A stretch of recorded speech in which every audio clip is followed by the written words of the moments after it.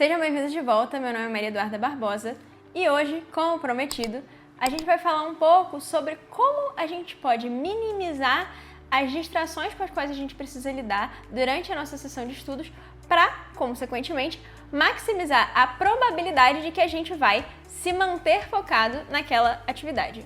Por que a gente está fazendo isso? Porque, como a gente comentou, a gente tem o problema de que a nossa atenção é um recurso muito estreito, muito escasso e que é absolutamente necessário para o nosso aprendizado. Por quê? Porque um objeto no qual você não prestou atenção não tem a menor chance de ser aprendido, porque essa informação não vai ter sido armazenada em lugar algum. Por exemplo, talvez alguns de vocês conheçam o experimento relativamente famoso do gorila invisível. Como é que é o experimento do gorila invisível?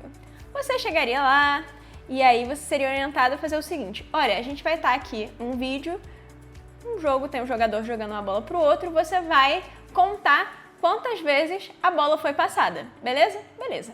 A pessoa ia lá, contava, aí no final o experimentador chegava e falava: ah, foi quantas vezes? Ah, foi 23 vezes. Ah, é? E você viu o gorila?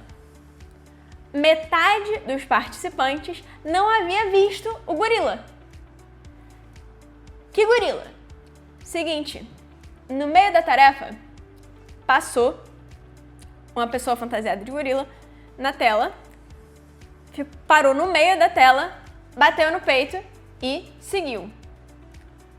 Isso nos diz duas coisas. Uma, que de fato, não prestar atenção e não ver é a mesma coisa para todos os efeitos. A segunda é que metade desses participantes não viu o gorila, mas conseguiu contar quantas vezes a bola havia sido passada. Ou seja, metade dos participantes conseguiu focar naquela tarefa tão perfeitamente que passou do lado um gorila e elas nem viram. Muitas vezes, você vai querer ter um efeito semelhante nos seus estudos. Por que isso nem sempre acontece? Bom, primeiro vamos entender o que a gente está se referindo quando a gente fala em atenção. Estamos nos referindo à capacidade de pegar esse foco, pegar esse recurso tão escasso, tão caro e direcionar ao objeto no qual nós desejamos que ele esteja direcionado, ao qual nós desejamos que ele esteja direcionado, ao objeto no qual nós queremos prestar atenção. E também a capacidade de resistir suficientemente à tentação de desviar esse foco para outros estímulos mais atraentes. E caso isso aconteça, caso esse foco se desvie, nós queremos ter a capacidade de retornar à tarefa original. Esses outros estímulos são o que nós estamos chamando de distrações. A primeira categoria de distrações são as distrações externas. A maior distração externa para o estudante atual, para o acadêmico atual, é, sem dúvida, o celular, as redes sociais em geral. Por que a gente não quer a presença desse objeto enquanto nós estamos estudando? Mesmo que a gente esteja ouvindo uma aula sobre um assunto que nem é tão complicado e tal, e eu tô meio cansado, e aí eu tô aqui, eu queria muito olhar meu Instagram e tal. Primeira coisa, isso está realmente acrescentando na sua vida? Se você pensar no você do futuro, eu me pergunto, a Duda do futuro vai olhar pra trás e pensar: cara, eu precisava realmente ter olhado, aquele dia eu precisava ter olhado o Instagram. A gente vai falar um pouco mais sobre as redes sociais ao longo dessa série, mas no presente momento, elas são um problema grave. Por quê? Porque quando a gente está olhando o nosso Instagram enquanto a gente está estudando, ou a gente está lendo, e aí a gente só dá uma olhadinha no WhatsApp para ver se a gente tem uma mensagem. Quando a gente faz isso, a gente não está fazendo duas coisas ao mesmo tempo. A gente está oscilando entre uma tarefa e outra, rápido o suficiente para que a gente tenha a ilusão de que a gente está cumprindo as duas tarefas ao mesmo tempo. Mas tem um custo de oscilação entre uma tarefa e outra. Esse custo, em termos de performance, varia de uma pessoa para outra, mas ele gira em torno de 10 pontos de QI. Salvo engano, isso corresponde, em uma escala normalizada, a um desvio padrão. Isso é bastante coisa. Como a gente pode evitar que isso aconteça, em especial se a gente precisa usar aparelhos eletrônicos para estudar, o que muitas vezes é o caso. Muitas vezes a gente vai ou estar assistindo uma aula ou estar lendo um livro num aparelho eletrônico. A gente tem algumas estratégias para evitar que isso tenha um impacto significativo na nossa sessão de estudos. Se possível, usar aparelhos diferentes ou, se a gente usa o mesmo aparelho, utilizá-lo em lugares diferentes para lazer e para estudos, ótimo. Se isso não for possível, a gente só tem aquele aparelho, só tem aquele espaço, baixa no seu celular um aplicativo que bloqueie as notificações e te impeça de entrar nos aplicativos, como o Instagram ou outras redes sociais, ou mesmo o YouTube, durante a sua sessão de estudos. Todas essas estratégias eu utilizei e me ajudaram bastante e existe evidência de que elas realmente ajudam. Outras distrações externas que podem nos acometer são relativas ao ambiente no qual a gente vai estudar. Então, se você tem a possibilidade de ir para um lugar que vai te colocar no modo estudo, que vai te condicionar a você sentar ali e já pensar, hora de estudar, ótimo. Às vezes esse lugar não vai ser perfeito. Às vezes você tem um lugar que você gosta muito, mas que é muito barulhento, que o barulho às vezes te distrai. Nesse caso, faça o que eu fiz. Eu tenho uma família muito grande. Fone de ouvido com cancelamento de ruído. Investimento vale muito a pena. Procura, tem uns que não são tão caros assim. Vale muito a pena. Outra coisa que pode acontecer, especialmente se você mora com outras pessoas, você pode ser interrompido por pessoas que fazem parte da sua vida. E são pessoas com quem você não quer ser grosseiro, você não quer que elas pensem que você não tem carinho por elas, que não é importante o que elas têm para te dizer. Nesse caso, eu recomendo que você envolva essas pessoas na sua jornada de estudos. Explique às pessoas qual é o seu planejamento, o que você precisa fazer naquele intervalo de tempo e por que isso é importante para você. Isso vai fazer com que elas façam parte desse processo e depois você conta para elas, pô, deu super certo, hoje o estudo rendeu bastante. Então ela vai sentir também aquela satisfação que você teve de alcançar um objetivo, porque ela vai saber que ela colaborou para aquilo também. Isso vai ser muito legal, tanto para a sua relação com essas pessoas, quanto para os seus estudos. Ou pelo menos tem o potencial de ser muito legal. Claro, nem sempre você vai ter uma comunidade perfeitamente compreensiva, mas estar aberto a dialogar com franqueza a respeito desses temas é super importante para que você, como estudante, consiga render o máximo que você pode render.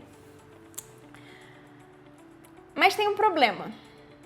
Para além das distrações externas, você talvez já tenha percebido que às vezes o que mais te atrapalha são as distrações internas, são aquelas tendências de pensar num objeto de ansiedade, numa preocupação, ou mesmo de no meio eu tô lendo um negócio ali, na verdade não tô lendo só por prazer ou pra entender o que tá no livro, eu tô lendo pra resolver uma questão e aí eu vejo uma frase, nossa, que frase legal, e aí eu começo a pensar em outra coisa e daqui a pouco eu li um monte de coisa, não sei mais o que eu tava lendo antes. Problema. Bom, é verdade que nesse sentido das distrações internas, dos pensamentos que nos ocorrem, é possível e muitas vezes necessária buscar a ajuda de um profissional competente e, se é o seu caso, não hesite em buscar essa ajuda. No entanto, não é verdade que não tem nada que a gente possa fazer a esse respeito. Existem sim alguns mecanismos que a gente pode usar para otimizar esse processo.